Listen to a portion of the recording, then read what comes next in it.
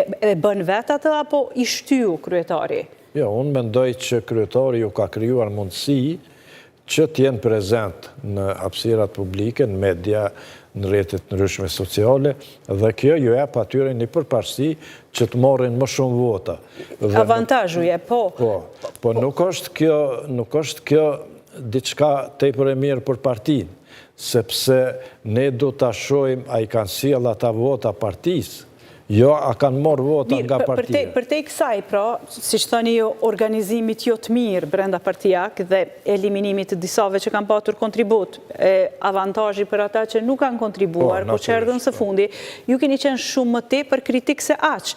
Për shembull, në një prej paraqitjeve të juaja, ju akuzoni pra zotin Abdi Gjiku për anti-rugovizëm, anti-institucionalizëm, për pro-serbizëm, pra janë disa shpreje që përdorni që thoni që po qëse mbështetën këto kur nuk kanë qenë dhe kur nuk do të jenë parime të LDK-s.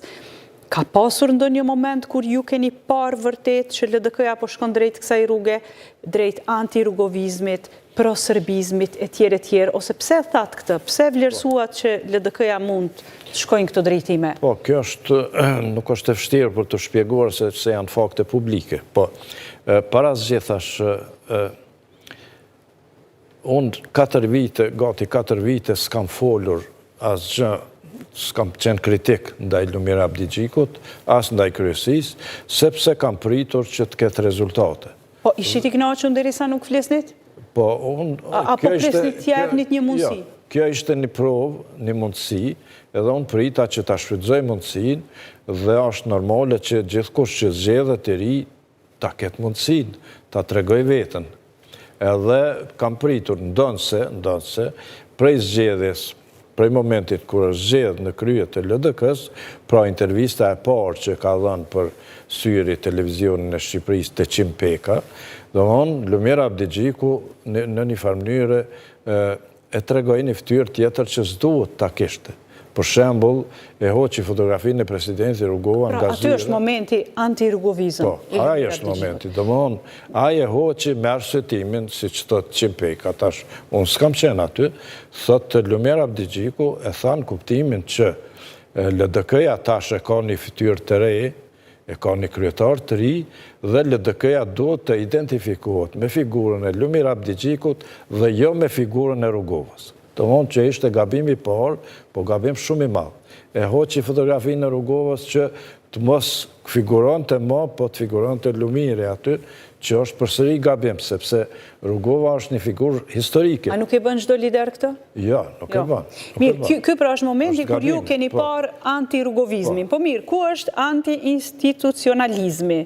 Ku është momenti kur ju konsideroni që partia LDK-ja nuk është më, le të themi ajo, themeluesja e institucioneve e që quan vetën gjithnjë parti institucionaliste? Normalisht, po. Ky është momenti tjetër, tash në këto zgjedhjet e 9 shkurtit, kur u krijua blokada në Kosovë, domthonë u bloku konstituimi i Kuvendit Kosovës. Kuvendi Kosovës nuk është i pozitës, Kuvendi Kosovës është institucioni gjithë deputetëve, gjitha partive politike dhe ka në obligim kushtetues ta konstituojnë. Dhe është me kushtetues që kryetari i Kuvendit vjen nga partia që fiton më shumë të vota. Dhe çfarë logjike ka tash edhe LDK-ja të bëj përpjekje ta bllokoj konstituimin e institucionit më të rëndësishëm të Kosovës. Pra këtu shprehet ai anti-institucionalizmi i LDK-s. Konkretisht tash kryetari, lideri i ka përcaktuar këto qëndrime, këto vija. Edhe mendoj që ishte e gabueshme dhe nuk duhet ta bënte këtë LDK-ja.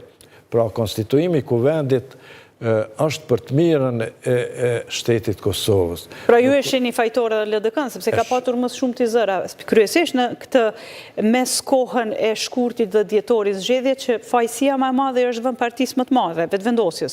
Ju thoni që ka faj edhe LDK-ja për atë blokadë?